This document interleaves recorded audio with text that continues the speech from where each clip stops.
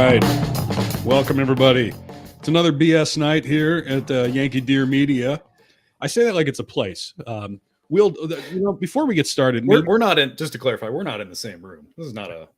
We're a co-production. We are often recording from the same building, but the two of us just can't handle being next to each other. We don't get along. We need the distance.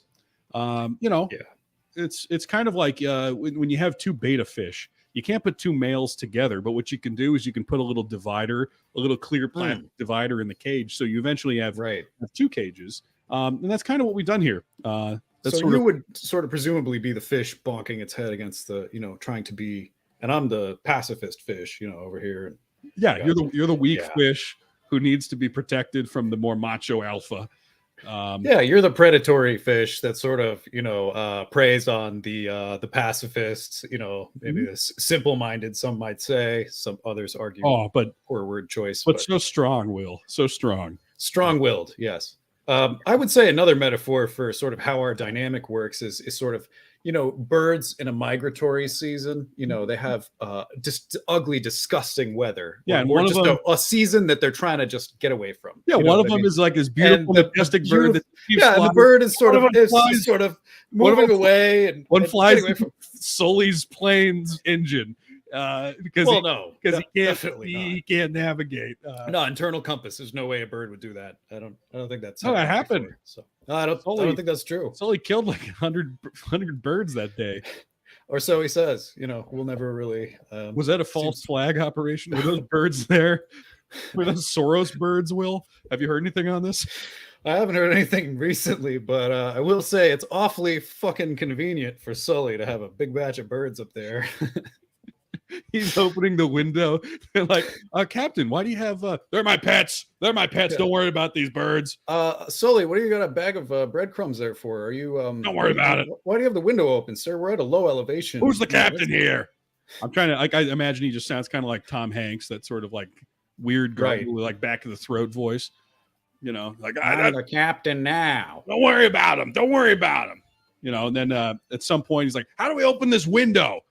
I'm like, what? Hey, how do you open the windows in this thing? I need to feed Beatrice. And they're like, Sully, we just took off 5 minutes ago from LaGuardia. We gotta get in the sky. We're in Sully, you're flying this plane. You really Beatrice hasn't eaten yet today. She needs her crumbs. Girl needs her crumbs. He's trying to like keep his keep the ruse going that it's not about birds. He's like, just want to have a little breeze. It's beautiful out. Just want to have the breeze in my hair, my wet hair. Jimmy, don't you dare call me a pigeon lover again. Beatrice and I have a special relationship. They're like, Sully, you got to pay attention to maybe if we paid more attention to this rather than other things, we wouldn't be landing in the river. Is all I'm saying. He's like slamming something against the window now. Like, I'm trying to break it. I'm trying to break the window. They're like, don't do that. Sir, you got sucked out. What are you doing? Trying to break the window for Beatrice. Maybe Sully had a couple too many mimosas before he hopped on the plane that day. It's either that or it's the opposite. They're like, did you not give him his mimosas? Like, we need that to subdue him a little bit because you don't want to know what he's like sober. You're gonna have shaky hands. A shaky hand pilot, they call him, if you don't give him the 6 mimosas. So get him, start making a mimosa now. Quick, like screaming to the stewardess. We need 3 mimosas, stat. Attention, this is your captain speaking. I don't know where the fuck my mimosa was supposed to be 10 minutes ago, but if you could bring it up here, thank you very much. Glass shattering. Everyone on the plane is like, I've never heard that noise before. That's not is it the landing gear. Panicking. This is all cretinously like libelous, maybe. But excuse me, flight attendant, was that glass crashing or glass smash? Like the sound of maybe like a window breaking? Oh no, the captain he's performing a Jewish wedding. They have to stomp on the glass at the end. We usually don't perform weddings, but the captain, it was a special exception, and I'll just be honest with you, straight up front, he's never broken any windows before, so we don't think that could be the cause at all. And, in fact, the windows don't break. They're unbreakable. Especially in this plane. For no specific reason, but just sort of generally on this plane and some others that Captain Sully flies. We do have unbreakable windows. Yeah. He is a great pilot, hell of a guy. This is a genius. But very distracted by pigeons, and which can be dangerous for a pilot. So just got to sort of watch out. You know, the thing with geniuses, you got to let them do their thing. You got to give them space. You got to let the process work out. You got to let them gene, geniuses. You just got to let them gene it out, and once they get it out into the ether, like Sully did, he might have maybe not necessarily caused that accident. Again, this could all be potentially libelous, but I don't think Sully caused the accident intentionally. But I will say that what a great way to show off your piloting skills and of win a medal. That's Did he win a medal? Yeah, right. Some kind of I don't know. I don't not know. a Nobel, but like a medal of some kind, like a I don't follow Aviation Monthly. Congress I medal. don't know what's going on in Sully's life. I don't either. I just saw the movie. But anyways, enough. Somebody was talking about Sully the other day, and they mentioned this quote. Can't get enough of him. This guy, kind of haunting. His wife was talking about how after Sully landed that plane and saved all those lives, how they've been having a lot of quote unquote hero sex. Oh, I didn't need to know that at all, Mrs. Sully. Wasn't asking. Happy for you, but yeah, like you pass by the Cosmopolitan, the Cosmo, the magazine, at the grocery store, you're just buying bread or whatever, and it's like 5 steps to have Sullenberger hero sex. He's on the GQ sort of sexiest man of the year. How to have to land your plane stuff. It's like it's all plane metaphors. It's all soul.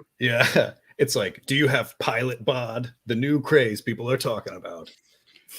Gray hair and mustache is the new hot look this season. This Sully. Do you have a pot belly and a Sully stash? Well, now you do. It's the hottest look since skinny jeans. The Captain Phillips look. That's all just Tom Hanks. Oh yeah. Was that a thing? Captain Phillips look, where people sort of walking around? Well, I did know. Sweaty and scared. Yeah. Oh. It's like, who are you supposed to be? I'm Captain Phillips. That's exactly all he did. Whoa. Yeah, it's easiest fucking role ever. Anyone could do that. So I don't know.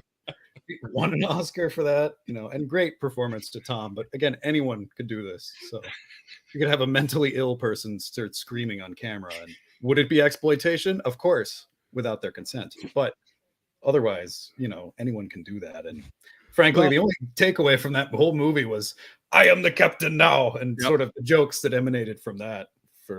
I've said that way too many times. I know. Way past when it being funny. Yeah, it's not even a funny joke anymore. Sort of like beat up horse. Yeah. No, Will, I don't know if you saw this. PETA says we're not supposed to say use language that minimalizes violence against animals, and to beat a dead horse is one of those. So what you're supposed to say now is to feed a fed horse. Oh, okay. You want to feed a fed horse, Will? He's not hungry anymore. Oh, so you don't beat a dead horse. You feed a fed horse. You feed a fed horse. That's not a federal agent horse, Will. That's a horse that's just had dinner already. It's not a government sort of connected horse. Don't talk to the fed horses, Will, unless they have a warrant. That's an interesting expression. Is there a sort of a new equivalent for the old classic expression, pouring salt in a monkey's wound? Is that sort of is there a new sort of takeaway version? Let's look. I guess PETA. I mean, I've used that expression my whole life. Other people tell me they've never heard it, but I do say salt in a monkey's wound is, probably not what PETA would want either. But what do you say instead? Well, yeah, I'm trying to find the. There was a chart that they released. I don't remember if the monkey one was in there, but they call these animal friendly idioms. So here, let me just share this with you. We can start with this. Okay. So, PETA, everyone always wants to know, what does PETA want me to do today? What can I do to make PETA happy? Well, here's a couple things. Okay. So animal-friendly idioms. We have here, instead of cry over spilled milk, you can cry over burned toast. Okay. Well, that's never something I've heard. Cry over burnt toast. Packed in like sardines, you can say packed in like pickles. Well, I don't eat sardines anyways, so Instead of a wild goose Guess chase, I could Will, say that. you can say chasing rainbows. Well, that might also implicate me into some other things, but continue on here. Here's another one for the children. Instead of having ants in your pants, you've got pepper in your pants. That's never something I've experienced before. However, ants in my pants is something I've experienced before. So, Instead again, it just not to interject, but Yeah. expressions are helpful when they make sense. That's sort of pepper in your pants. I've never put pepper in my pants, but I have had ants crawl up my leg and fucking bite me, and that's annoying. So. Well, here's a good one. This is one that everyone loves. Instead of kill two birds with one stone, you feed two birds with one scone. Well, not if it's chocolate. That could be bad for them. So, yeah, I'm thinking like a raspberry. Feed two also, birds. Look, Will. We're making people laugh and we're informing them. We're feeding two birds with one scone here. I have a quick question about the original phrase about the killing two birds with one stone. Not to sort of enrage PETA. I don't want to do this. Not my intention. But had anyone ever sort of killed two birds with one stone? And then the first guy to do that was sort of like, "Wow, this is incredible! One stone. I just did two things at once. Hey, holy shit!" It was like the first time that happened. You'd be like, "Hey, Ugg, come here." That must have happened early, right? Caveman. Yeah, of course, Ugg, caveman times. Ugg, come here. What is it, Oz? Yeah. What's going on, Oz? Give me another stone, Ugg. Let me see if I can do this again. And he hands. Okay, here. And they just kill like 100 birds because they just keep throwing rocks at him. Like 2 at a time. Did I get 2? Did I get 3? Yeah. Yeah, you got a lot. You got more than we're gonna eat now, and it's sort of wasteful. I think let's not hunt them all out. That species might be extinct now, Ugg. I think we just killed off those dodo birds. We just eradicated all the dodos. We just made an extinction event. Oz, can we undo this? Yeah. The other one. Where do we find more? One that I like as well. Instead of be a guinea pig, be a test tube. Well, which has the same connotation, definitely. Of course. You're a test tube. Everyone likes that. Instead of hold your horses, hold the phone. Which again, I don't know if that's exactly what the phrase meant. With hold your horses is like you're being impatient. If I say hold your phone, I don't know that I would understand that. Okay. I feel like hold the phone is maybe something some old New Jersey person would say. Like hold the phone. What'd you just say to me? Yeah. Hold the phone. It's sort of not something in common parlance, maybe in certain subsections of society in New Jersey. Instead of bring home the bacon, which is cruel to animals because of the killing of bacon. Yeah. Bring home the bagels. Huh. And we have a nice, PETA made this nice little image here of a guy who is coming home with a briefcase full of bagels. But the thing is, and I hate to keep interjecting here, but bacon is sort of more expensive than a bagel. So if I'm bringing home 2 or 3 or 4 bagels or however many bagels I need for my house, it's still going to be under the price of like $8 or $9 or whatever it is for nice bacon. So I don't know if, maybe helpful to animals, harmful to people, just sort of in the sense that like bagels are usually cheap. Yeah. And plentiful. Well, here we continue. Now we'll end where we started. Don't feed a dead horse. Feed a fed horse, or don't feed a fed horse. Right. But the other one, the one I'm going to add here is don't talk to a fed horse, and the F would be capitalized there. And why would that be? Don't talk to a fed horse. Well, the Fed's up to no good, Will. I don't care if they're horses or humans. The Fed can stay out of my life. Yeah, the FBI can F straight off, frankly. And I hate to say this, but the CIA can also go F off. Yeah, Will, here's a lesson for you based on things you've said in the past. Right. Instead of F the pigs, you might say F the cops. Okay, let's take the animal out of it. Okay, I like this so far. What other expressions do we have that are animal friendly? Let's see. Let's see. PETA's going through all the Black Panther phrases, big, and putting in other non-animals into it. Oh my god! Yeah. Well, sort of. I'll leave it up to PETA to figure out the other ones. Yeah, they'll hopefully most of this doesn't go over their head, and they'll help us out with making some more Yeah. sensible phrases. Gita, can you next turn to sort of the Black Lives Matter playbook, the dictionary of phrases, the Black Panther dictionary of phrases, just the general like sort of like revolutionary far left phrase book, and let's make sure that those are not promoting violence against animals. Let's revise the whole thing. Frankly, let's just every sort of instance of the word pig just remove for cop, and then I don't know. We could sort of start changing other important things about our literature, such as Animal Farm would then be called sort of human farm, and then all of the analogy would be completely Cop farm is what it's called now. Cop farm. Pig Farm by George Orwell. Napoleon that's the great. cop. Oh, that's perfect. Knocking along with whatever the other one's name was. Yeah, they're all cops now. Let's go back and let's Perfect. change the literature. Let's make sure any book where bad things happen to the animals, let's just make sure it's not an animal anymore.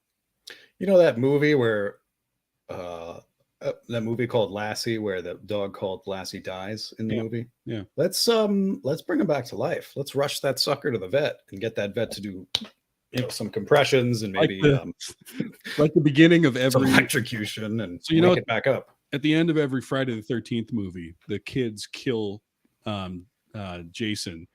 And so he'll get stabbed, electrocuted, destroyed, cut up, whatever. And then the next one always begins with that body gets like rushed to a morgue, and somebody either like some doctor doesn't know who it is and resuscitates him, or like lightning strikes the morgue and he comes back to life because he just got that jolt. It'll be like that. Lightning, Yeah. perfect. Yeah. Yeah, lightning, the famous reviver of people's well-being. That'll be the new Lassie. Yeah. Oh, great. Yeah. We'll just have Lassie after Lassie is sort of dead to be sort of struck by lightning in a graphic way. And then, much like a phoenix, Lassie's reborn in whole form and in better health than before. And maybe the same way that that Jason just goes and kills a bunch of kids in every movie, a bunch of teenagers. Now those kids who had like been saved by Lassie because Lassie said, "Oh, there's some kid in a well," or Lassie said, "There's a bunch of babies in the fire." Now Lassie has come back. He's sort of resuscitated. He's kind of a zombie dog, and he just starts killing all of them. He saved them. He gave them borrowed time, and their time is up. Will. Yeah, I think that's a perfect fit for PETA's agenda. I think another maybe example could be and I'm just pitching this out here. Cujo, that Stephen King book or movie or podcast or extended trilogy universe series, or they made it into everything. Let's just say Cujo is widely available, so you should get this reference, everyone. So Cujo, I'm thinking we sort of redo it, and instead of a killer dog, we just sort of have, instead of maybe perhaps a killer dog, maybe like a killer human. Sort of a killer human on the loose, and it's dangerous and everyone's scared and hiding in their houses, and until we get the guy, everyone's terrified. So instead of just a dog doing that, perhaps there's sort of like a person doing that, and that's either that's better. Or Cujo does just kill everybody, and now it's a happy ending because Cujo's happy. Cujo actually just had a good agenda, which was to sort of rid the earth of the human plague.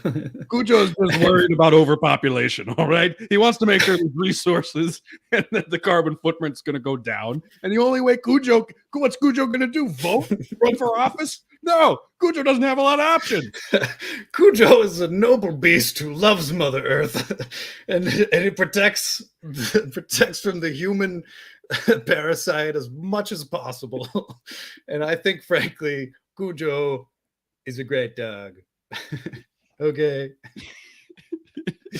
Yeah, we could just change every sort of animal media into human media.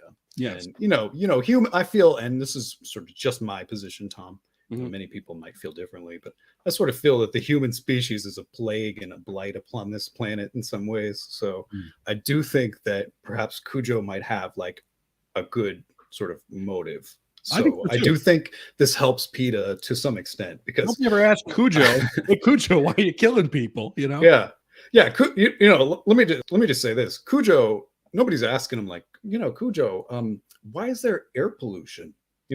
Why are there particulate matter in the air that can just damage my lungs? Are you responsible for this, Cujo? And the answer is no. Right. Frankly, Yeah. the humans are the ones who did this, and we put the fine particulate matter in the air. We have to deal with this. And so when you think Cujo is trying to make that dissipate by getting rid of the humans that would otherwise drive cars. And, so again, sort of helpful for PETA's agenda to maybe emphasize that Cujo's just getting rid of the nasty humans. I think what we needed was sort of getting off the planet. Kind of like the famous scene in Silence of the Lambs where Jodie Foster goes to meet Hannibal Lecter, and she's walking down the aisle of all the different, crazy criminals, the most violent criminals ever. They're all locked up. They're like saying things to her that are kind of threatening. I think we need kind of a merger of, how Lassie could sort of get his message to people by barking enough. I want that mixed with Cujo, where now we have, whether it's Jodie Foster, whoever, walking through the pound of all the most violent dogs. And they're all like sort of the FBI's most wanted list of the top 10 dogs. And and they're all barking at her, and she's all scared. It's just like, and she gets Cujo, and Cujo turns around. He's just sort of like, and she reaches her hand out, and she's like able to pet Cujo like immediately, and she's just like, I understand you. You're trying to get rid of us. His back. He's like ready for her to touch his belly. Yeah. And she, petting his belly. He's behaving perfectly, by the way. He's wagging his tail like a nut job, and so everything's going great. Like slapping something every 10 seconds because he's It's like, all right, Cujo. Yeah, sure. That's great, boy. Yeah, you just want to get rid of all of us. Okay, yeah. Well, I do understand that. So she sort of tells the FBI agent, like, listen, we got to let him go. He's got a noble intention. He might pick off the stray, spoiled brat child. Or perhaps, the oversized human beast, wildebeest at that point, sort of waddling out of your local 7-Eleven, and you're trying to help them along, but they're just a nasty person with just a terrible attitude. And you've already tried, holding the door, and they're perhaps still rude about it. And, no particular person in mind here, but, Cujo comes by and just sort of takes out this guy I saw at the 7-Eleven 2 days ago and just, oof. And it's like, he's gone. He can't be a sort of a jerk to anyone anymore, and I was trying to help. So Cujo's perhaps the masked hero, or the Dark Knight, or the vigilante that we all never knew we needed. Charles Koch, who's killed more people, frankly. It's true. It's very true. That's a very good point. Yeah. That's a fantastic point. I'm gonna go on another one step further. Cujo, he's not half as bad as Vladimir Putin. So I say just let Cujo go and do his thing and take out the weakest of society who need to go, or perhaps the bad like in Taxi Driver, right? He says a heavy rain's gonna fall and wipe away all the trash. Right. That's what Cujo. It's sort of Cujo doing it, but sort of howling it in a sad, poetic manner. Perfect. Well, anyway, I think it's about time we get an update on the news. I just want to cut off really quick and just say last bit. PETA, you're welcome to use all of this. All of this. Any of this you want to turn into a film idea, please contact us. But otherwise, any of this is all yours. Sorry. Continue on. We have other news. The Malthusian vigilante. We're ready to work on that movie the second you are, PETA. Absolutely. Sort of the Dark Knight, the Dark Hero, the Dark Doggy, the dog, super dog, whatever we want to call it, we could still just call it Cujo, and we could maybe get Stephen King on board, see if he would be on. He might be sort of pessimist, considering that he's old, and so he might perhaps agree with some of this. So Stephen, if you're listening as well, we'd be much interested to develop Cujo 2.0, the curse of the unawakening of the humans. Yeah. The annihilation of the humans. Cujo 2. He's gonna clean the slate. He's gonna wipe the earth clean. Jeez. Cujo's starting to sound like kind of a bad guy now. Just a little bit. Now that I said that, I don't want to be one of the ones that perhaps Cujo would take out. Well, this is the conflict, Will. Yeah. No, there's always conflict. it's like those Planet of the Apes movies they just made now. It's the human factions Of up course. against an animal faction, but instead of a humanoid ape played by Andy Serkis, it's just a big Saint Bernard. It's a big Saint Bernard and James Franco. They'll both, side the two factions of the species, and we'll Cujo, I agree with you. Cujo, I'm on your side. Yeah, and Cujo's like, which means something along the lines of, I need a human partner in this. Right. We'll James have Franco. subtitles. We'll have plenty of dogs, human James. subtitles. James Franco as himself, of course. Of course. Speaking, human. Yeah. Sometimes dog. We'll have him trained for about 6 months to do a howl. We got to go after all the people that canceled me. Let's stop at Seth Rogen's house. James Franco's trying to co-opt Cujo's James Franco's trying to because maybe Cujo perhaps still has that weakness that every dog has, that they sort of still love the human despite what terrible things may come. And so Cujo still likes James Franco. And so James Franco grabs a baseball bat and says, come here, Cujo, come here, boy. Let's go smash Seth Rogen's windshield here really quick. And maybe break a couple of his windows. Oh my God, James, take your yeah, he's at home. He's making pottery at home. He's like, fuck you, Seth, you piece of shit. You always ruin all my movies. He's smashing up his pottery with his baseball bat. He's like, hey, you know what, Seth? He throws this ashtray up in the air and he smashes it with a bat. And he's like, F that thing. And then Seth's like, no, that was 6 months of work. That was actually 12 months of work, man. Then Cujo eats him. It's my favorite ashtray. Cujo eats the clay ashtray, and then Seth Cujo Rogen goes like, "Wow, that dog's crazy." And then sort of Cujo gets closer, and then James Franco says, the kill code, and then whoosh. So it'd be a quick roll for Seth Rogen in the film here, but Cujo goes to the DC Pound and recruits Major Biden or whatever. Who was the one? Right. Oh yeah, the dog that bit the White House person. Yeah. Oh man, that must have been such an awkward, funny conversation. And they're like, "Sir, somebody got bit by the dog, but it wasn't anyone major, it was just the King of Japan or something. It Macron was just he's in the hospital. They think he'll be able to save one of the legs. They might have to amputate the other, but to be honest, sir, we're just happy it wasn't the ambassador to Japan, or they're telling this to Joe. Happy. Joe wasn't aware of this, even though he was talking to Macron the whole time as it was happening. Right. Like, well, so, Jack, think about NATO. Here's what we got to talk about. Actually, what'd be funny is if Biden took his dog to this NATO thing, and then Macron had a dog that sort of peed in a fireplace one time. And it was like a whole scandal. And so he has his dog there too. And sort of their dogs are hanging out and getting together. And I'll be Macron, you can be Biden, and we'll just have a quick NATO conversation here. So welcome, Mr. President. Happy to see you. Yeah, thing about NATO, and you remember back in 1937, you remember the Blitzkrieg, and when we did the Blitzkrieg, they're talking about it in Europe. Europe. We still remember, of course, and our parents fought in the war, and we all loved that our heroes so much. And yes, we are happy that you are here, and I see you bring your dog as well. And my friend Bill Rightmouth used to have 6 dogs. He had 6 dogs. And you remember when people had 6 dogs, you just go to go on the lawn, there'd be 6 dogs in the lawn. Sure, yes. Had 6 dogs right in his lawn. And who exactly is this Bill Rightmouth that I should know about? Is this a politician? Major Biden, Major is now completely attacking Macron, just charges at him, lunges right. Lunges at his hand, just won't let go. Get this demon dog off of my hand. Major, stop. Get off him. It's just completely. Come here, boy, get off that little Frenchman. Come here. Yeah, come here, tearing ligaments out of his hand, and Biden's just like, Major, come on, Major. Stop it. Stop it, Major. Come on. Give me that leash for the dog real quick. You want a treat? Major?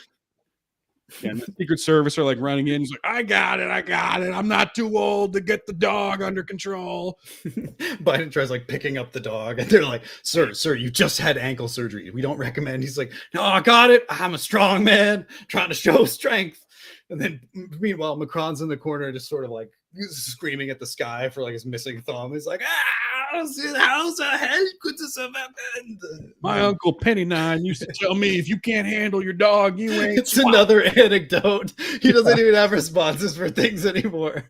The only thing Biden really does is like whip into a story real quick. And they're all I just remember names back that- in the olden times that Jimmy Rightmouse, Bill's brother, said to me, "Hey Bill, hey Steve," and I said, "Hey, my name's Joe, sucker."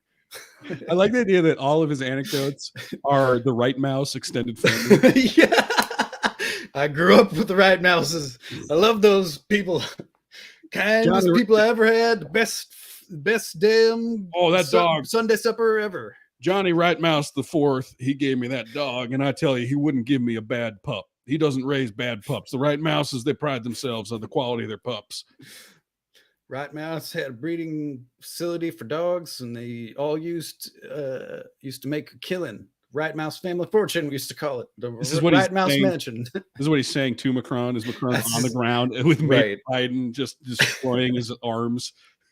The dog has been pulled away by some Yeah. secret service, and so somebody's attending to the French president's like basically mutilated hand. Biden's just like, the Right Mouse dogs, there's some dogs. And There's just- Matt, John, Jimmy, he like can't remember Macron's first name. Francois. Mackie, Yeah, it's just- D, Nicky D. Hey Mac, come here, Mac. He just calls him Mac. He's like, I can't be bothered to say Macron. That's too long. Just Mac. I'll call you Mac, okay? And Macron's like, okay, whatever.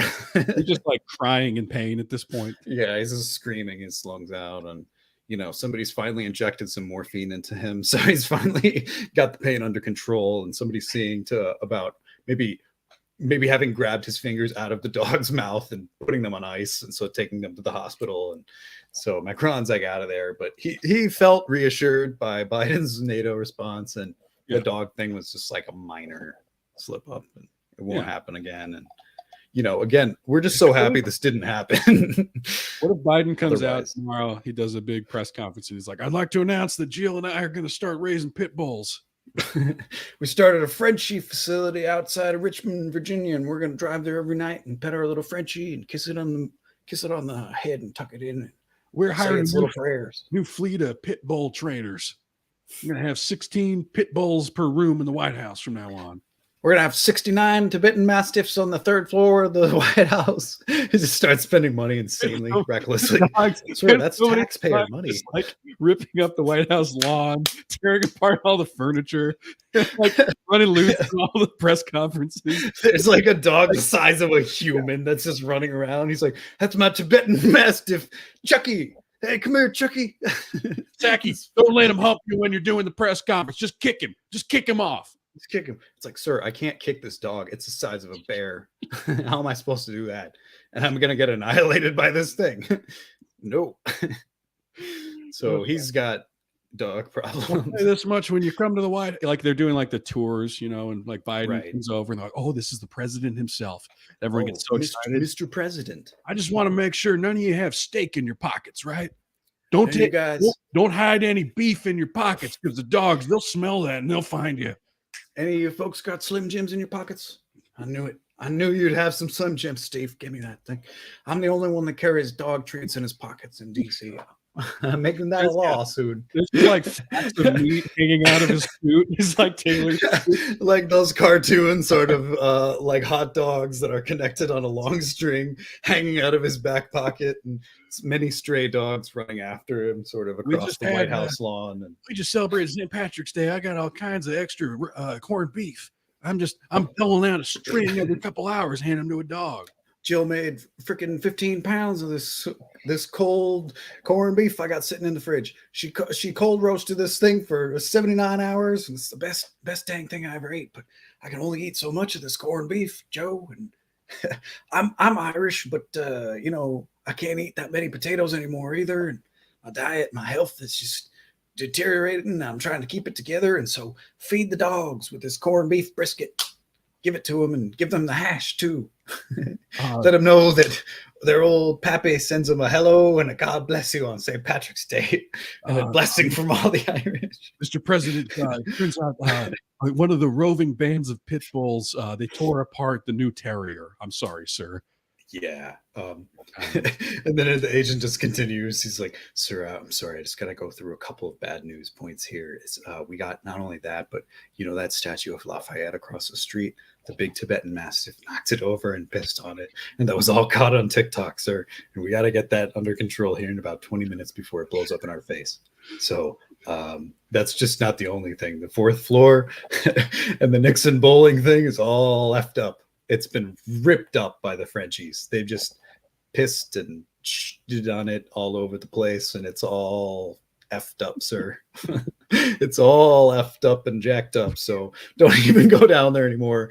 You remember that? Remember that pastry shop we had, Mr. Biden, that was in the White House for some reason, that where fresh bread was made every day?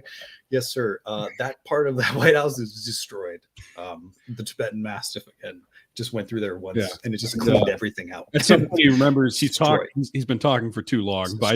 Biden can't focus for that. Yeah, Biden's like, "Hey, where's Jimmy, my Tibetan Mastiff?" They're like, "Sir, don't do that." He comes in crashing through like one of the windows on the front of the White House.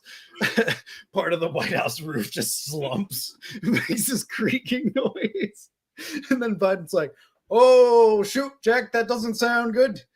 Boy, you better evacuate this place and bring old Jimmy over here. We're going to get across the river. We're going to get down to Virginia, and we're going to keep going until we get down to Florida, and we get on a boat. We're going to Cuba." And then they're like, "Sir, you can't go to Cuba. Sir, what are you talking about?" He's like, I promised Jimmy I'd go to Cuba, so I had to go. And so I believe in pulling out of these forever wars. We are no longer in Afghanistan. We will no longer be in the White House.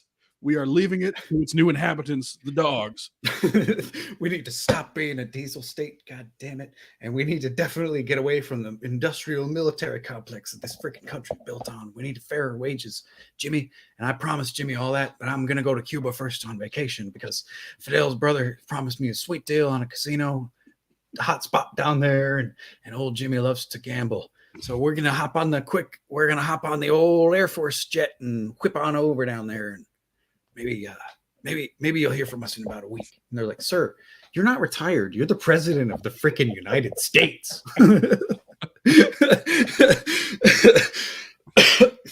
Oh shoot.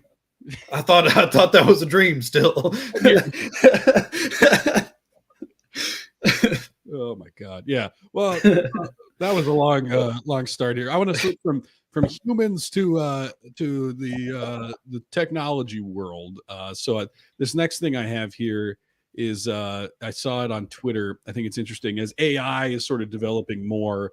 They have these things where they're trying to recreate human emotions in robots. That seems like a good endeavor. So here is this video. Can you tell what this android is trying to express?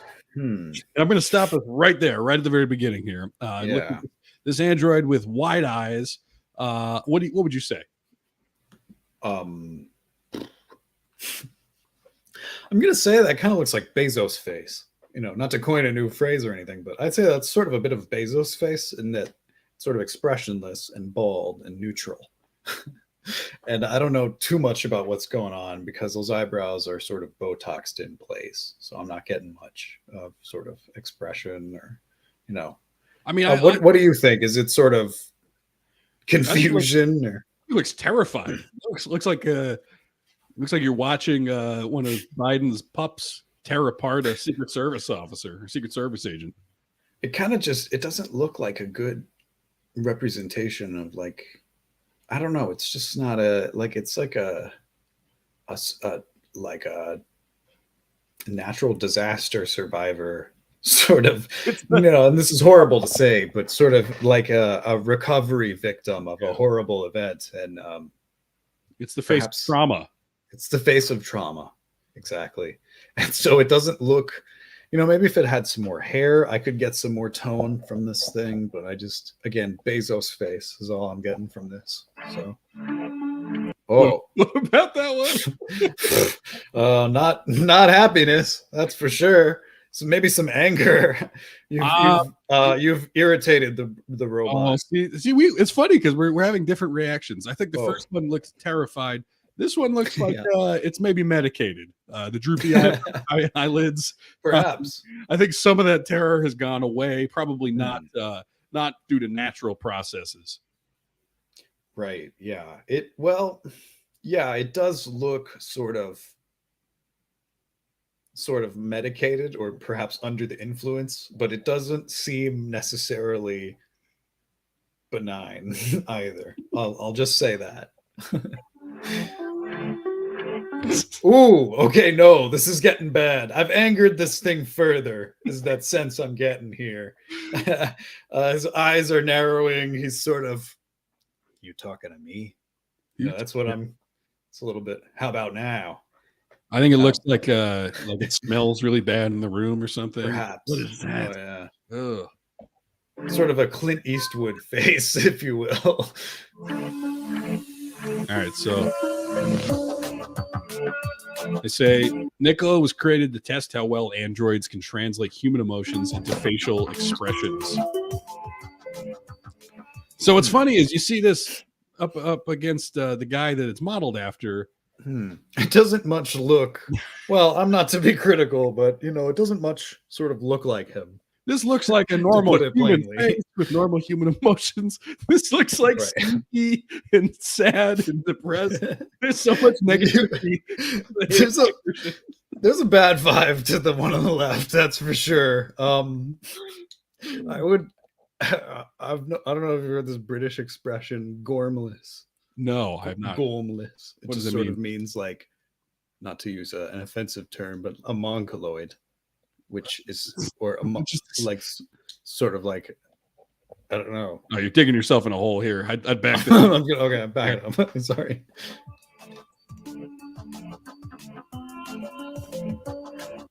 So, Okay. all right. I mean, there's a little. Did you see that when the eyes go wide? Right there, that one in the top left here. I don't know. I don't sense. What are your thoughts on this one? So again, there's a little bit of just terrified in the eyes, but I'm starting to see that little sneaky thing you were talking about, which is like kind of looks like it's up to something. A sense of suspicion. Yeah. Yeah. Right. I think that seems appropriate, considering the fact that it's an android. It doesn't this doesn't bode well for the future.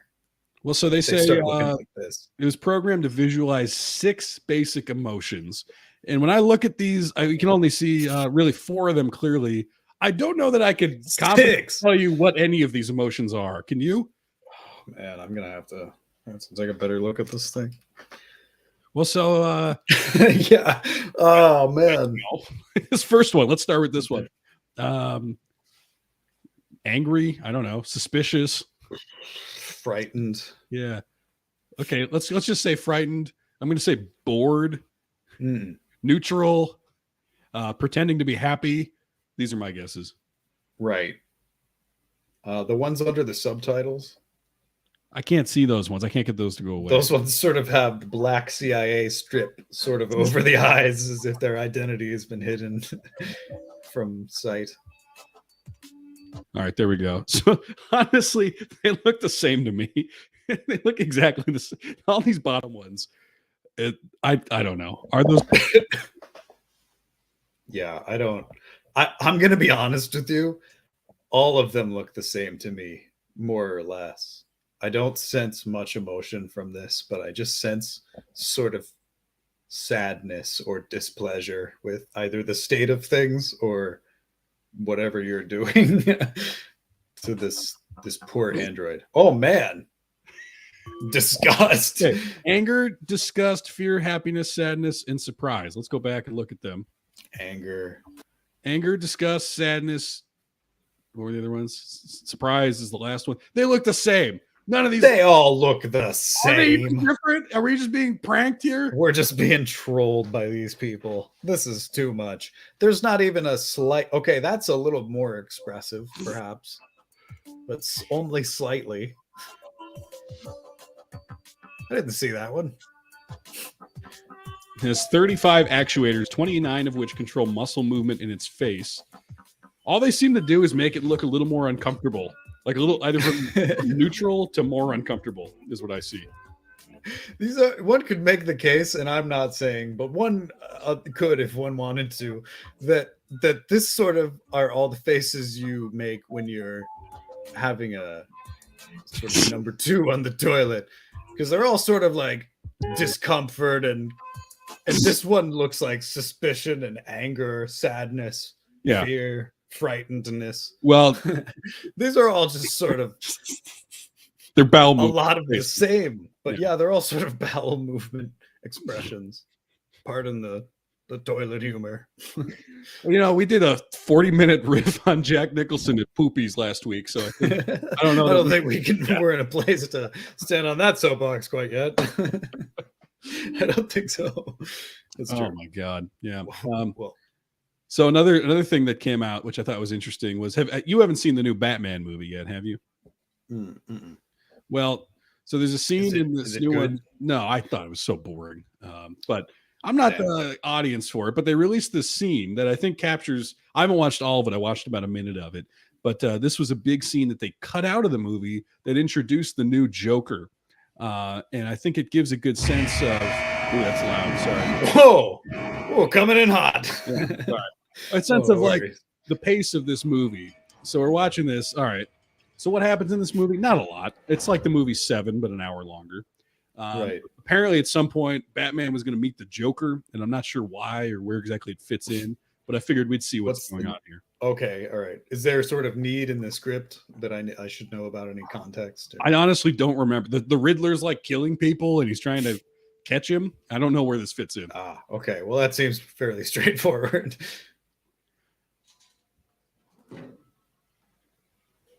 So we're in Arkham or something, kind of an interrogation room. A Arkham hospital. And the Dark Knight is here. And this is the Riddler or the Joker? This is the Joker. Oh, who's playing the Joker? I don't know his name. His name's like Barry Keoghan or something. He was that dude.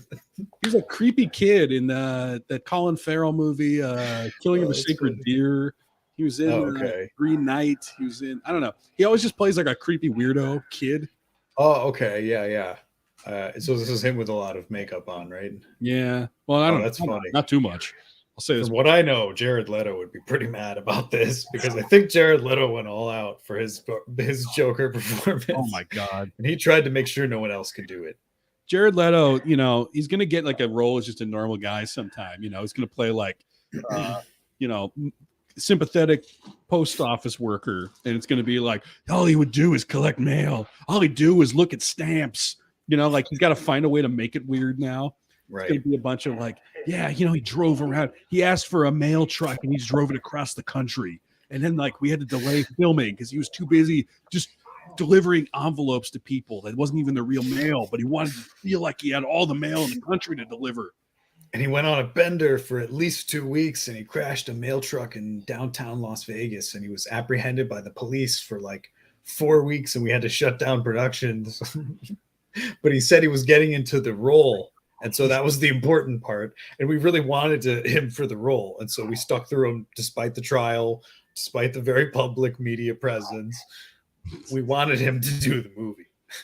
Yeah, it's just one of those things where it's like, Jared Leto, you know, he can just act. You know, like right. they forget that like your job is just to kind of like learn lines and have a little bit of a voice and presence, you know. Like, you're playing a dumb clown guy, you know, in the Batman movie. Okay, I stopped that clip because that was actually very similar to my experience of watching the full movie, which is I don't care. This is really boring, and I'm struggling to pay attention. Right. That was my immediate thought. Is just to like, is anything going to happen here? Okay, it's just dialogue, which okay, fair enough. But then this doesn't look interesting enough. You know, I'm probably going to talk through this movie. That's why I didn't go see it. It's a good microcosm of the whole experience of that movie. So speaking of other things that are going on, our last big event here. It was like 3 hours too, right? That movie. Yeah. Oh boy. That's the thing I'm telling people. Sunk cost at that point. Sunk cost. Somebody was telling me today, they were like, I liked that it tried to be like Seven. I'm like, yeah, but Seven exists. It's a great movie and it's an hour shorter. Just watch Seven. You already have that full experience. Just watch a different movie that's shorter. Seven's not gone. It's not like an old Yeah. Shakespearean play that you saw Ian McKellen perform on the stage. You can watch this thing, in its optimal way of being watched. You can see this thing in its full glory, and it's Yeah. only freaking 2 hours instead of 7. Yeah. With all the commentary, of course. And Robert Pattinson did like a 3-hour take of, he did sort of a commentary over the film that you can watch that's longer than the film. Yeah, well, they're like, it's and like that's in the Seven bonus meets feature. Zodiac, and it's like, okay, those are two great movies, and they're both shorter than this new Batman movie. And they're both good, and they both already exist. So, Yeah. like, I get comparing things to other things, but when you have to compare things to things that already exist to make them be like, oh, they're cool, then that's kind of brainless. Still a waste of 3 hours. I from my agree. Point of view. So another thing that's coming back now is Stranger Things. We got Stranger Things season 4. So they've released some promo photos for it. They promise a horror movie vibe, and this is, I believe, 3 years since season 3. In part because they had there's a pandemic, obviously, so it was kind of hard to film things. But they got in a groove where I believe the first season came out, then the second season came out a year later. Then it was 2 years between 2 and 3, and now 3 years between 3 and 4. And the main problem that a lot of people are pointing out here is the kids were like 12 when it started. They were Yeah, playing. like that's a lot of time for, for a show to exist when the characters could age potentially. Well, and there's a couple ways you can go about that, right? One would be the characters do get older, and you can kind of treat it like they do movie sequels, right? Where it's like, all right, let's catch up with everybody. What have they been up to for a couple of years? Or you can have them still play the same age, even though you've watched them all grow up. So here's a picture here. These are the 13, 14-year-old characters now. I want to get your thoughts. What do you think of this? Looking at this picture. My immediate thoughts. Yeah. Let's start in the corner here. We got okay, yeah, guy in the farthest to the left. I'm gonna say my first thought is that this kind of doesn't look great. I'm gonna say that sort of the hair looks low effort, maybe, and kind of like cruel to do to someone. But yeah, sorry, let's jump into it really quick. So yeah, we got the guy on the left. looks like a college stoner. Okay, yeah. Right? Is that a baseball hat or is that sort of like a beanie or like a cap? I Like a think skull it's a cap baseball or- cap, but you can't quite see the front of it. Is that like sort of a medieval pope cap, or is that just like a flat billed hat and I'm not getting the right angle? I don't know. That's Then, sort of like is it like a trucker hat, or is it sort of like an Albanian goat herder sort of like traditional sort of mountain highland? Look, it's difficult to tell is all I'm saying. I'm not trying to be it. disparaging at all. It's a great hat. I love it. Either Albanian goat herder just being a part of the cast of Stranger Things. that'd be so. Oh, I would watch it immediately. Yeah. If they just cast some guy who speaks like pretty good English from like any strange area that's an actor that needed it, I would just throw them in the show. Especially if they're funny. They can bring some life to it. It's probably a great show, but judging by these hairstyles, I don't know if this is going to be the best season. Well, so we got guy in the corner who looks like a college stoner to me. Then we got guy next here, the guy with the hat. Yeah, and then we move over one, so we move to the right just one, and now we have guy who I think he's also doing something. I bet he's not quite a stoner, but probably something a little more concerning. Something a little bit more hardcore, so to speak. Yeah, he's on the hard stuff. Guy not to sound. Yeah, sorry, go ahead. No, I was gonna say he sort of looks a little bit like Norman Reedus as well, and with sort of the Walking Dead hairstyle, and this is a guy who's not drinking a lot of water, not eating a lot of food. Something's going in, but I don't know if it's legal. It looks like he does subsist on a diet of maybe hunted and barely cooked elk meat, and like perhaps some unfiltered water that's been boiled at least, but still has contaminants in it, and it doesn't look like he perhaps has much longer to live, because perhaps he's also been bitten as well by one of the zombie creatures, and perhaps that's why he looks like he's sort of on the harder stuff. But also maybe it's just the haircut that's doing him bad. It could just be that the hairstyle just needs to change. Yeah, so I was gonna say like No, guy on the far left looks like 20-ish. This guy, honestly, if you told me he's 35, I would not be shocked. I wouldn't be shocked. And in fact, if you told me like, he's aged pretty well for 50, I would even be like, okay, yeah, good for him. You know what I mean? Yeah. It's like not a like youthful glow. I think that that character, and again, it could just be the haircut. Sorry, go ahead. He was aging out of high school. Like he maybe was about to start college at the end of season 3. So he is supposed to be slightly older, but that doesn't really look like a college freshman to me. No, that looks like maybe he should be like the professor. he doesn't look young enough. The jaded adjunct who doesn't have money to quite like eat healthy. Right. Because he's back in, he's back in school after a 20-year break, and he's back for his master's, and he's in a program, and he's got to eat ramen for breakfast, and he's got to hack it through, until he gets all right, kids. So the seniority. I hope you did the reading on the Byzantines, because that's what I'm here to talk about today.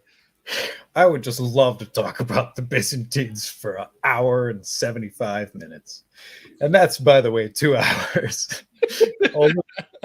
Anyways, starting off with the Battle of Manzikert. 75 minutes. And then he's like, joke's on you. That's actually like 2 hours and 40 minutes. Oh, this is like as long as Avatar, this lecture. And, it might be interesting, but still, it's a lot of time.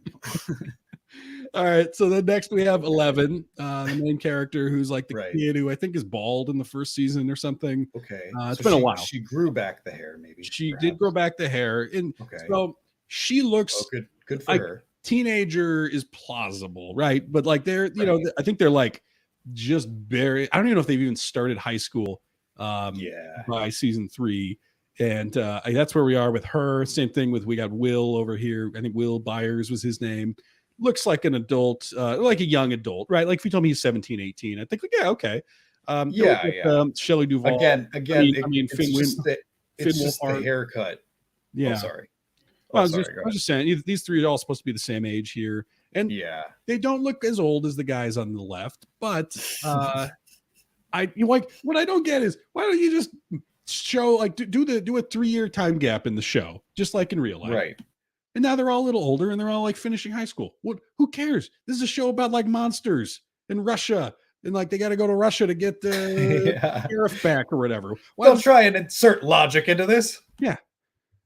The upside down thing. Who cares? But so anyway, a lot of people are making jokes about this because basically they don't look like children anymore because they're really not children anymore.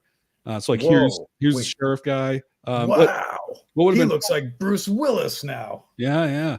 What would have been funny is if this is what they look like. Like they should add somebody like this to the cast, since none of them look like 15-year-olds anyway. Well, we should just get some 45-year-olds and add them to the main cast. Yeah, maybe it's the reunion they're going to instead of high school. Like here's the new hot couple. We got Winona Ryder and Brett Gelman. Oh man, it's not necessarily. I wouldn't term it that. I would just say they're a good supporting cast, perhaps. So okay, who would you add if we got like the locker closes? They're freshmen in high school now, right? So when somebody slams the locker, they all look over. Nobody could see their face because the locker was open. Now this person looks right at the camera. Who is it? Who's in the cast now? We couldn't. I'm just going off an assumption. We couldn't get Nicolas Cage. Hey guys, or Jack Nicholson for that. When science class. Yeah, I can't figure out this chemistry. It's 5 minutes after. Where the fuck is the professor? They say if the professor's not there in 15 minutes, you can leave. It's like crazy, like wiry Nicolas Cage. It's not yeah. It's like, I'm gonna give the freaking lecture. I know more about the Byzantines than this guy. Can you imagine Nicolas Cage he goes back to school for whatever reason. He goes to I'm not a cop. I'm not undercover, guys. I'm not undercover. This is not for a role. I just want to learn. like in college. Like when I remember when I was in college, there was always like two old guys who were just taking like, I just want to learn World Civ. You know, I just want to take this thing for my entertainment to learn about stuff because I can't really use the YouTube super well anymore. So okay, we got Nicolas Cage is in there. I think like this idea of a bunch of sort of has-been actors sending their resumes to the Duffer Brothers. Being like, hey, I know you're casting old for the roles. You know, you were casting about right on the money. And a lot of it's been like 6 years since the show started. So I just want to throw my hat in the ring, you know?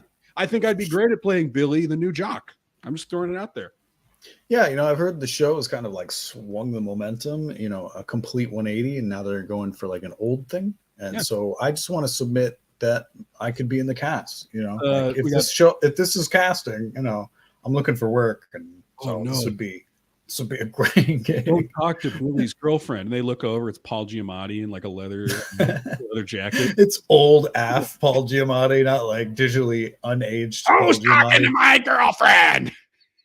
Who's talking to Jill? It's just screaming, you know, like the, you know, unhinged Paul Giamatti, completely bald. He's got his big beard, maybe like a big god beard. Big gray beard. It's white.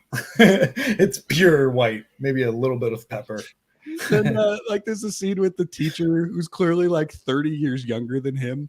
You know, hey, I don't understand how to do this algebra. And the teacher's like, yeah, Jimmy, let me just show you. You're watching the movie and you're like, this is so fucking gratuitous, Paul. This is so gratuitous. I hate that this happens in this movie. I hate it. You could do so much better. And then there's like 20 minutes of just their dialogue in the library where Paul Giamatti's old character just talks. Yeah. And talks and talks. And somebody's eventually got to cut him off. And that's like most of an episode of Stranger Things. the old reboot. The Duffer Brothers are doing like after the episode thing, you know. Well, when we got Paul, we just realized this is a great actor. This is one of the true greats of our time. And we, you know, it was supposed to be this adventure-filled episode with all these monster chases, but there's really nothing more magical, even including magic itself, than watching Paul deliver a really long monologue. So, you know, what we did, we threw out the script and we said, Paul, you just say whatever you're feeling. We're going to keep the camera tight on your face. And we're going to see what magic you can bring to the show. And he did in spades. He's in complete spades. I'll be the other Duffer brother, and I'll be. We're so happy that we had Paul for that episode, and I think it was a great move, and we're happy that the show has kind of swung old, and we think that it's going to be a great way to cast more people, and we just wanted to get Paul Giamatti in. You know, Paul, we love just calling him Paul now by his first name. But, you know, Paul, we wanted to get him in before he won't let me call him Paul. I tried calling him Paul. I don't call him personally Paul. I asked him 7 times. He insists that I call him Paul Giamatti every single time. He gave me when I called him Paul without asking the first time. My God, I thought I was about to die. If you don't call him by his full name, Paul Giamatti, or Mr. Giamatti, he will flip. And so just don't call him Paul to his face, but just call him Paul, you know, on the stuff he'll probably never know what see. He really hates is if you call him, hey, sideways. Oh, God. Hilarious. He hated doing that movie from what I hear. And so when you remind him of it, he's just like, what did you say to me? And in fact, it's a loaded gun. He did carry a loaded gun the whole shoot. The whole time on set. Yeah, he carried a loaded gun. I'm not like Alec Baldwin. I know there's a bullet in this thing. This thing has the fucking safety on, of course. I'm not a dipshit like Baldwin. He hates Baldwin. In fact, when his monologue, he was rejoicing when Baldwin had his misfortune. Oh man, Paul, how could he do that? For all how the kids Paul Giamatti rejoice? Paul, don't give all the kids champagne. I know you're having a great day, but these kids are children. They can't drink champagne. Paul, this is your son's 7th birthday party. You can't be giving champagne to all the guests because Alec Baldwin. You guys had a great news. Happen on set. Baldwin just killed somebody. It's like I won the lottery. They're like, Paul, you gotta calm down with that talk. We're gonna ship Paul up to the mountains for like 6 weeks so he can just cool down and You know, Yeah. maybe And like when Oh. when he's 5 Stop minutes this. into this Stop this improvised monologue, he started off very much in the character that we wrote, which was Billy the jock who has trouble at home.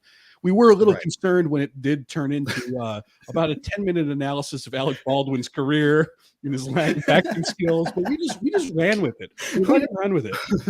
We wanted to roll with it because we thought maybe it was like a method actor thing. So we were like, oh, of course, yeah, like everybody hates Alec, of course. So we were kind of rolling with it, and we were just being like, trying to be supportive. And so we were like, Paul, we really love you for this role. But the whole time, Paul was like, you hear about this thing? And he even had like newspaper clippings with him. So it was a little weird, but I did excuse it in the moment because I was just like so enamored to finally meet Paul Giamatti. It was like, wow, like this moment is sort of crossed off my bucket list. And all he talks about is Alec Baldwin for 15 minutes. And then when Baldwin heard wind that Giamatti kept doing this on set, it really got to a heated confrontation when Alec Baldwin burst onto the set with his rust gun, and Giamatti and Baldwin were both pointing guns at each other, screaming at the top of their lungs, and we just kept the cameras rolling. We thought this was great drama. It was a Mexican standoff between Paul and Alec on set. It was just sort of Paul Giamatti with one gun pointed to Alec Baldwin's head and vice versa. It was just 20 minutes of just sitting there terrified. Everyone was like, Paul, don't do it. And Alec, everybody was super nervous about it. And Alec was saying, Paul, do it, Paul. Do it, I dare you. Come on, Paul. Come on, big fat liar. Alec was even saying like really taunting things like, you better do it before I slip again. I'm known to slip. I have an itchy finger, Paul. I have a slippery trigger finger, they call it. And it's a totally normal thing, happens to 3% of the population. Yeah. It's totally normal, Paul, and it could totally happen to you. So don't try me for 1 second, Paul. Come on, John Adams. Yeah, they're calling each other. He's like, come on, 30 Rock. And then Alec Baldwin's like, get over here, you son of a bitch. Amazing Spider-Man 2, Paul. That's the kind of man you are. Amazing Spider-Man, bad guy. Yeah, I've seen it. I've seen you sell out, Paul. I've seen you sell out to hell, Paul. You were in the freaking Hangover movies. You sold out to those. I didn't sell my soul to that. I just sold my soul to Lorne Michaels, and that's totally different. You'd sell your soul to Lorne Michaels if you could, Paul. We all know it. Lauren didn't even give a shit about you, Paul. He remembers our conversation and he talks about it often. And he always says, what a shithead Paul Giamatti was. Then they hear a click and they look off in the corner and like Lorne Michaels is there with his own gun. That's right, Paul. I'm afraid they're right. He's got a gun up. And then it becomes a true Mexican standoff with 3 people pointing loaded guns into all directions, and the entire cast and crew frozen in place, freaking terrified there'd be a shootout and they would be a victim of this friendly fire. Oh man. Who let Lorne Michaels and Alec Baldwin on our set? How the fuck did they get here with guns? I thought we had security on the set. Lorne Michaels is like, Paul, you can't kill Alec. Who's going to play Trump when Trump wins again? And I've got another season of SNL to produce. It's all just business with him. There's none of the Yeah. And Paul, it's a cruel world. We got to do a show though every week. Paul Giamatti's like, I don't give a shit, Lauren. And he pulls the trigger, blasts into Alec Baldwin. And then Lauren's like, no, who's going to do the Trump for SNL? And then Paul Giamatti's like, that's easily fixed. There's a million Trump. You're looking right at him, Lauren. If I don't land in jail, Lauren, I'm your next guy. I'll be perfect for the role. Oh my God. Yeah, he grabbed Lauren looks at the camera. With him. Don't like anyone else has a gun on this set and like pointing at him. It's like, don't say anything. Don't try to stop me. I'm gonna go right to SNL, right to 30 Rock, and I'm gonna put on the wig and the orange makeup. I'll do it right now. Then he just whacks. Lorne Michaels refuses, of course, and then he just whacks Lorne Michaels. But before he does, Lorne Michaels sort of looks directly at the camera and sort of has an expression of terror / guilt on his face, and he says, "I've created this monster. I always knew Paul was a piece of shit." And then it comes full circle, and yeah. Then this is the end of the Duffer Brothers the episode thing. Like, it was really powerful, guys. Oh man, I'm so glad we threw out the script and just let the magic happen. Yeah, I didn't see them all sort of getting killed at the end in a Shakespearean way, but I think it's a great way to start off the next season. Introduce a brand new cast, maybe sort of reboot some different older ideas that have some more juice. You know what I'm saying? Yeah. Then the next episode, we're back to 11 and the monster. It's just right back to that. It's like a repeat of season 1 with a completely different cast, and you're like, man, I thought they were going to reboot new ideas, not just a new cast. Like they're sort of bringing back the same monsters. And I remember a lot of these lines. Seems kind of like they phoned it in, maybe. I don't know why Netflix gave them $300 million to do that. They're like saying in the afterword, even they're like, we really thought Netflix might have noticed that we just literally turned in the scripts for season 1 again. But instead they said, this is great. Here's double the money. And we thought, when are you going to get the chance to shoot the same thing with double the money? That never happens. So we sort of thought the first one could be like a practice run, a dry run, if you will. And this one, we really got to embrace our skill set. We really honed in on sort of Netflix giving us the most amount of money they were comfortable with for this season. And it ended up being astronomically high. We were sort of like $300 million for like 8 to 10 episodes. That seems a lot. And they said, no, you're going to spend $100 million every episode, and we'll be right behind you. And we said, that's only 3 episodes. And they said, yeah, but you'll make them 12 hours each. And then we were like, we thought like, here's a challenge. Here's a new thing that we could, try and make work. And so we took that 300 million and we deposited it straight into the Caribbean, because we were like, this is where we're going to produce the film. This is where we're going to do, our epic, our new Matrix, our new, our new series, our Star Wars, if you will, our sort of bread maker, our breadwinner, and our new sort of germinated idea coming to fruition. And so we're super excited about that.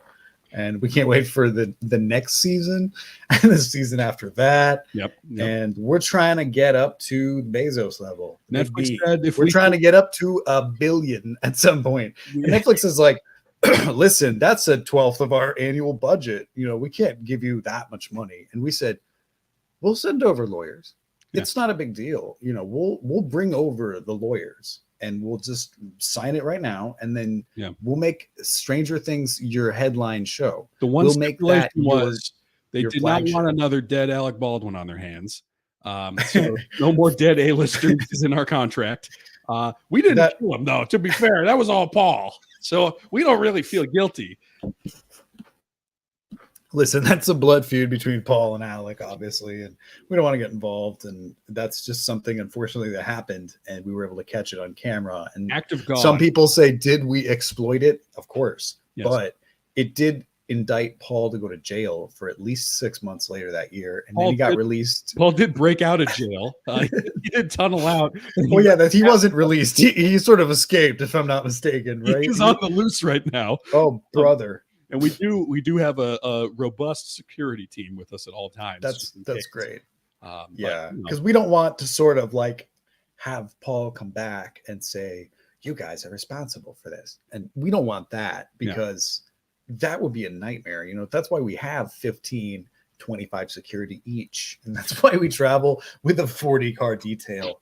And this is sort of why we're spending at least 50 million of the 300 million for security for the next season. And some people criticize it, but for the interview, I've only got one guy here.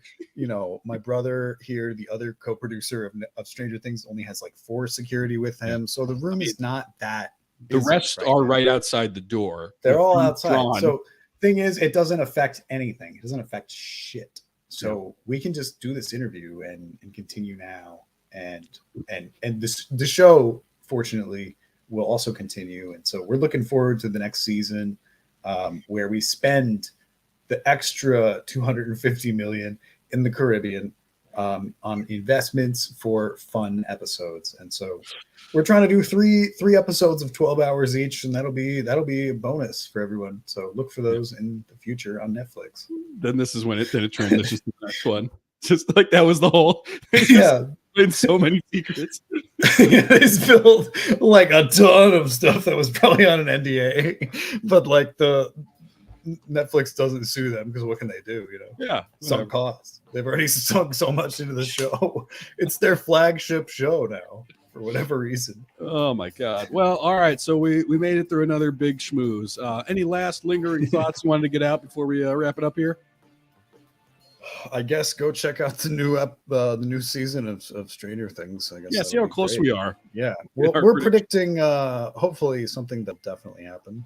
If you see any pictures of Alec Baldwin on set, then I'll feel really vindicated. I will feel vindicated. However, I will feel nervous. So please, don't, let's not have that happen if possible. Yeah. Yes. Yeah. All right. Well, we'll be back next week. Courtney, I think we'll be back next week. She's got a big announcement for next week's show. Oh, great. So stay tuned for that. Make sure you subscribe if you're still with us an hour and 15 minutes in. Subscribe, please. And thanks for listening to the Big Schmooze. Yeah.